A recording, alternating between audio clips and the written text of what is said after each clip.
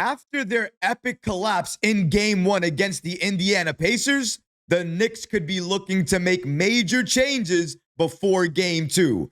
And those changes could be affecting the Knicks' closing lineup.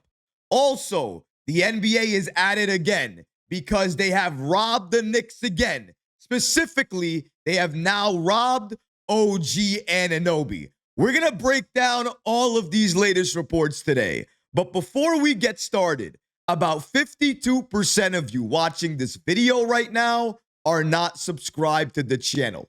If you're enjoying the content, please go ahead and hit that subscribe button because it could really support all the great content that we're creating for you. And now, let's get started. The Knicks are making changes to their closing lineup. Now, I think we all remember Game 1, going back to that fourth quarter. It was at the 5-minute mark. Jalen Brunson comes back into the game at that time. Now, a lot of people remember Deuce McBride leaving the game at that time. What else happened during that moment? Mitchell Robinson left the lineup as well, too. And I understand. People want to point to the fact that when Brunson came back into the game, we started losing the lead. But here's the thing. In the fourth quarter, when there is 5 minutes left to go in the game, that's essentially your closing lineup. That's closing time. Who do you want out there? You want Captain Clutch. You want Jalen Brunson. So I have no issue with Tom Thibodeau and the Knicks putting Jalen Brunson back out there. However, there is one player that we all know deserves to be out there for those closing moments. He needs to be part of the closing lineup. And if you watched Game 1 against Indiana, he practically defined the first quarter for New York. He was monumental, especially on the boards. Who am I talking about here?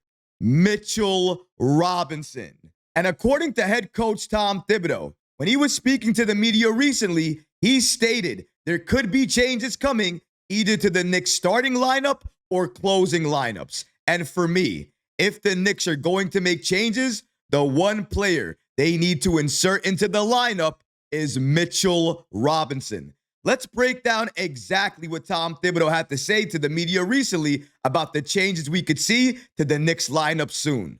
Shout out to NBA Insider with SNY Ian Bagley for giving us the following information here. According to him, Tom Thibodeau says, everything is always on the table when asked about the possibility of changing the Knicks starting or closing lineups. The Knicks starting 5 is a -68 in the postseason and has logged the most minutes of any playoff lineup. That right there is the main reason why New York could be looking to make changes. And if the Knicks are looking to make changes, according to head coach Tom Thibodeau, the change that they make needs to give them the best chance to win.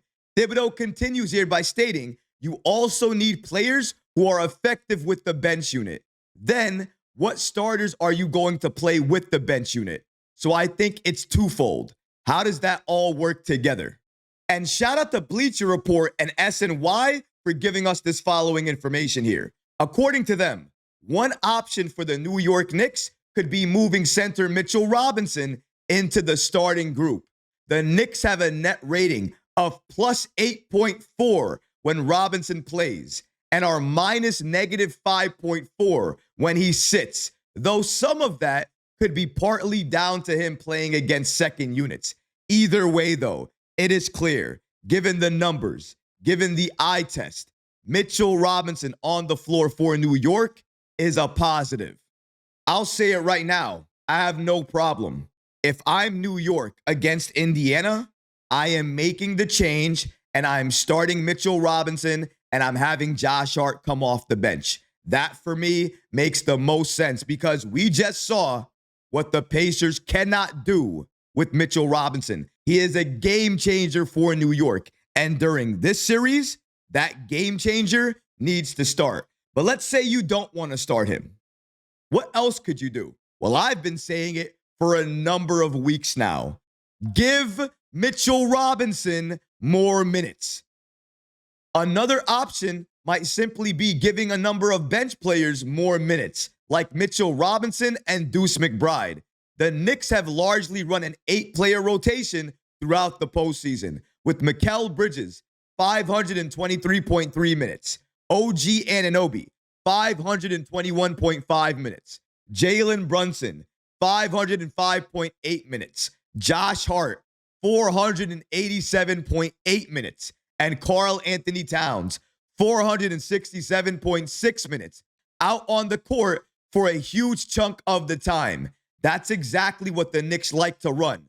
But we have Deuce McBride. We have Mitchell Robinson. We have other capable players off the bench that we can utilize if we need more bodies out there.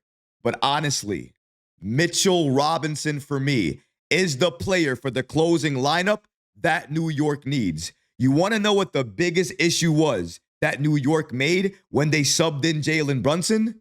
They took out Deuce McBride and Mitchell Robinson. That right there should have never happened. The double big lineup against Indiana, it's effective. It's impactful. Karl Anthony Towns, he can shoot the three or he can drive. And on defense, if Town gets blown by, who's meeting them in the paint? Mitchell Robinson, the blockness monster. Not only is he blocking shots, not only is he hounding other players on defense, he is getting offensive rebounds, second chance opportunities. Look back at the first half where the Knicks were up 7 going into halftime. Why did that happen? Because of the way we were able to dominate on the boards. Play Mitchell Robinson more. That is the change that you make either to the starting lineup or to the closing lineup. And at this point, I don't see Tom Thibodeau changing the starters. So, what's the next step then? Change your closing unit. And the only change you need to make is give Mitchell Robinson more minutes. You do that, the Knicks are a better team because of it. But let's go to another atrocity in the NBA. We always talk about the accolades that these players work all season for. So when they do that, they deserve recognition. They deserve praise. They deserve acknowledgement.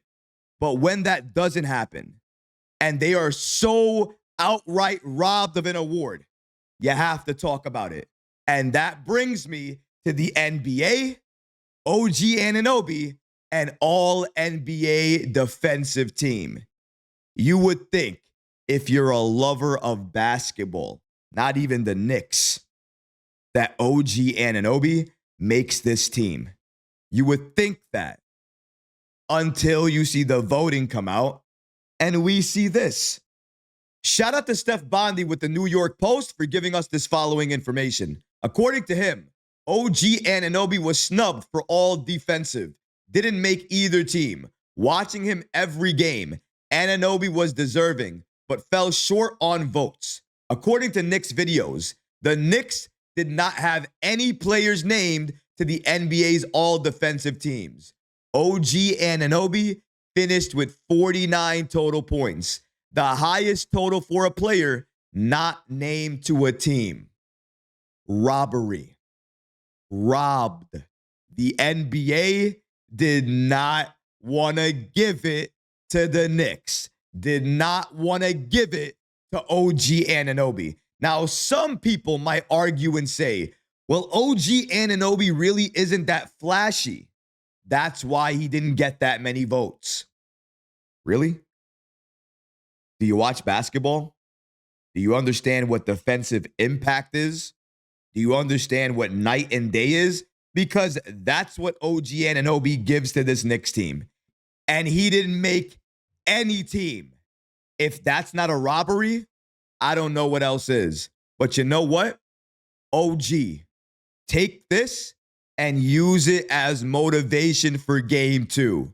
Take it out on the Pacers. Defensively, you were good. But offensively in game 1, you struggled.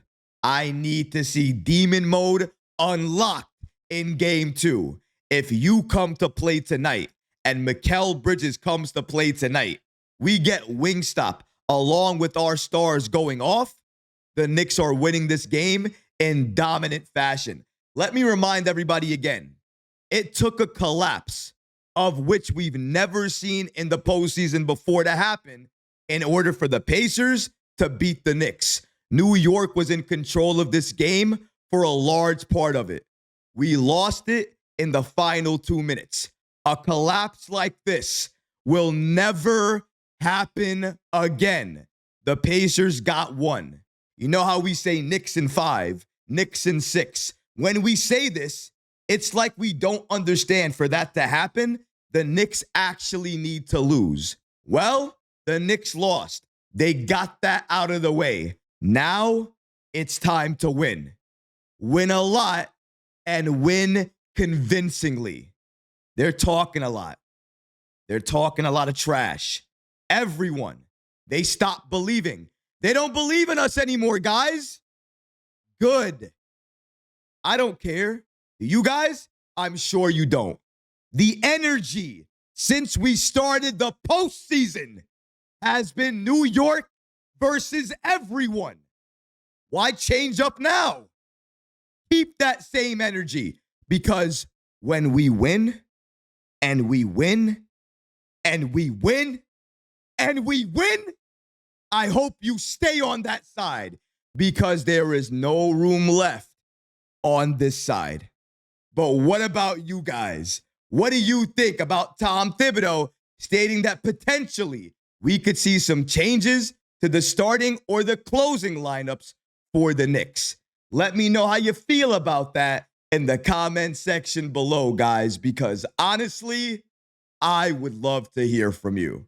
But that's going to do it for this episode. I hope you enjoyed it. And if you did, go ahead and smash that like button, leave a comment below. And of course, guys, please subscribe to the channel. Until next time, Knick fans, take care of yourself, your families, and each other. Peace and love.